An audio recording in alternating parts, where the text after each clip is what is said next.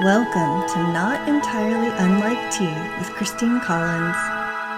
Hey there, it's Christine Collins, and today I have an interesting discussion for us around entrepreneurship, trauma, and some of the misconceptions around motivation that might be worth taking into account as you are managing your own mindset and going forward in your own projects and goals. I often hear relationship coaches talking about how difficult things like partnerships, marriages, and relationships are, triggering pretty much all of our hot buttons. And I think that in many ways, the same can be true for entrepreneurs, particularly when there's a history of trauma, bullying, or previous toxic work environments or toxic relationships. It can really bring to the surface many of our own internal triggers and hot buttons as we go. The type of tenacity and resilience and the ability to learn from experiences or mistakes and to be able to pivot and kind of bounce back and keep going can be an ongoing challenge for most entrepreneurs. At some points along the way, many of our own personal insecurities or feelings of inadequacy may pop up rather unexpectedly, right as you're in a growth moment or trying to do a new thing or to get in front of more people or to expand your capacity, client load, income, or your level of visibility or interaction. And this can present quite differently for each person, even if they have some similar worries or experiences or some common fears. The reason underlying those things can be unique to us. So one person may feel nervous to speak in front of others because they are focused on concerns around things like not sounding intelligent enough or knowledgeable enough, while another person with a similar fear has had negative previous experiences with perhaps being bullied for their appearance or being criticized for their speech patterns. And they have the same underlying fear, but they actually have different experiences, different lived experiences, and different traumas or worries. And being in business requires a certain amount of visibility and being known, which also means vulnerability. And of course, we get to decide how much of ourselves that we want to share, which pieces of who we are will become known to that much wider audience, because it is a much larger group than what we might have previously had with just people who knew us. And this also opens us up to public criticism, the potentials for things like trolls and online bullies, and for people who disagree with our perspective or just for whatever reason don't like us. Stepping through all of that takes a tremendous amount of courage. The simple act of creating an offer that's centered around your skills or your talents, and then vulnerably sharing that offer out to the public and saying, here's a thing that I made, here's what I have created. That takes courage. Even if you took all of the strategic steps to validate the need and you did your market research and definitely had the feedback that it would probably sell, that very first little moment of pushing your fledgling creation out to the world is still a deep inhale, taking that deep breath and hoping for the best. Your business requires a lot from you emotionally. And that's not even to talk about all of the energy and emotion that gets poured into helping others, thinking about their needs, considering their client journey and their experience and their customer satisfaction. And so if you're in the thick of it right now, something isn't quite working or some aspect feels really difficult right now, it's important to know that those moments are normal and to be expected. And it's really worth your while to give yourself the credit that you deserve for having that courage. You've been working hard. You've been trying to solve all kinds of different things. You're trying to keep all the balls in the air at all times while also managing whatever else you have in your life, your family or partner or children or health issues, or remembering just to eat and shower and pee occasionally in between all the things. And when you have those additional pieces to look after, family, health issues, whatever's happening in your daily life outside of your business, it can really compound some of the emotional stress that's happening. Solopreneurs in particular juggle so many different things. All at once, we are the content creators, the marketers, the customer support person, the public relations specialist, the resident platform overseer, the tech expert, the financial manager, the video editor, the event planner, the social media and email marketing specialist, and maybe at the same time, the cook, the family coordinator, and many, many other things. So give yourself a little break as we chat today. Stop and tell yourself you're doing really well. And if something is going wrong, don't be shy about asking for help. And I definitely suggest asking sooner than later before you really break the thing, coming from personal experience. So this is like a little meme. I don't know who needs to hear this message today, but call that tech expert or whatever specialist you need before you fiddle with the things long enough to break them further. And I've definitely had that experience. But a lot of times, even whilst we're in the middle of getting that support, whether it's help for our website or content or even cleaning your house, also don't forget about your mindset. It's very easy for us to slip into thinking that our categories for business expenses includes office supplies and a desk, and forgetting that if we don't look after our own minds and our brains and how we are thinking and feeling along this journey, we can get lost very quickly. We can get caught up in what someone else's success story is, or what someone else's content looks like, or how much reach or how big of an audience someone else has, or how many sales we are or are not making. And the problem is that having a heavy focus on so many of those external things, not that you shouldn't measure them, but having a sole focus there on those measurables can really increase a freeze. The feelings of inadequacy can cause a sense of stuckness and feeling frozen and immobile, because the momentum to move forward and successfully complete projects and goals is fueled best by excitement, and looking around at others too much can really slow us down. Getting too much in our heads about whether we're good enough, qualified enough, people-y enough, extroverted enough in order to truly succeed can create a freeze response. And the reality is often the opposite of what I think can be sort of a common societal misconception, that someone who's not moving, someone who's not going forward, needs a kick in the bum. And in my experience, what most of the solopreneurs and entrepreneurs that I encounter actually need is more gentleness and not more butt kicking. Putting someone down to motivate them, telling them that everyone else is way ahead of them and they're falling behind, is a really old-fashioned method for motivation.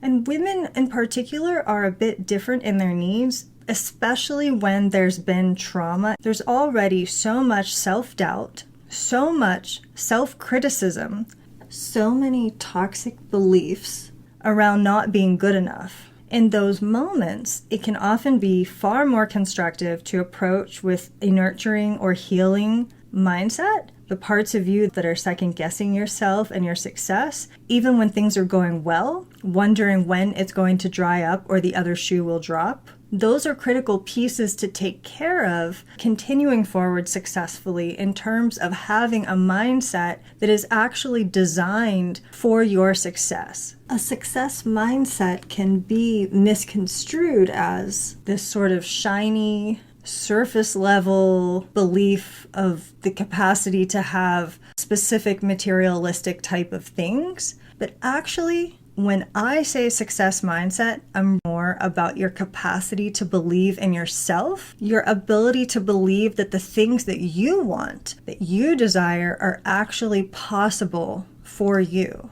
And it's not just some faraway goal that we write down on a piece of paper. It actually feels like if you go ahead and you do the things and you keep moving forward, that there really is a chance that you'll be able to get what you're looking for. And not just going through the motions to move forward, but actually believing in your worth, in the value of what you do. There's a bit of a common perception, and I'll go ahead and call it a misconception, that in order to get things to move more, It's required to amp up the energy or the motivation through that kick in the bum. Sometimes it's called accountability. And the false belief is that this person's inaction is due to a lack of motivation or desire, and that they need to have a boost of cortisol through stress reinforcement, aka accountability, or tough love, or suck it up, or fake it until you make it. But it's actually a lot more common, especially in trauma survivors, that the reason they aren't moving forward or getting something done is not because they need more cortisol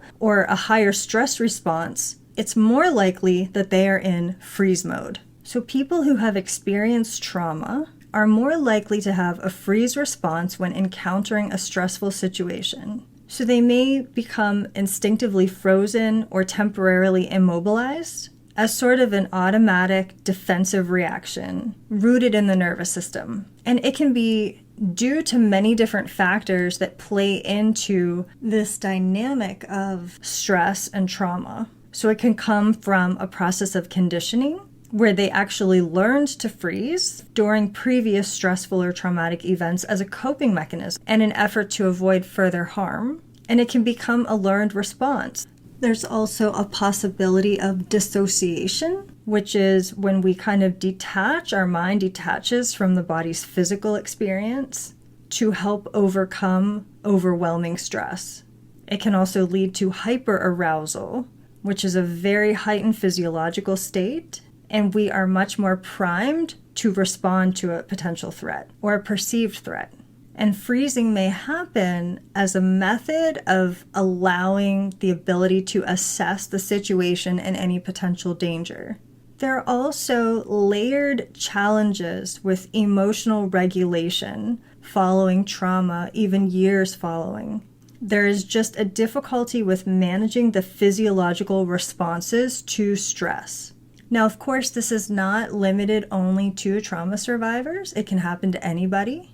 And the inability to move forward can also be connected to being unclear about what the next step should be. So when there's a lack of clarity around the plan or the strategy, and we're not really sure how to move forward, it can be very challenging to keep going because it feels fuzzy and uncertain.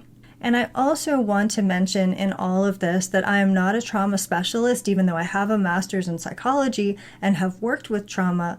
I do recommend that if this subject interests you, that you go and find someone who is a specialist in this area, because they'll certainly have a lot more diversity of information. But I felt that this was an important point in our discussion around entrepreneurship and stress, as it relates to having some of our hot buttons pushed, triggers arising as we're attempting to grow and to move forward with goals and plans. It is not unusual at all for us to experience some of these traumatic responses and the freezing.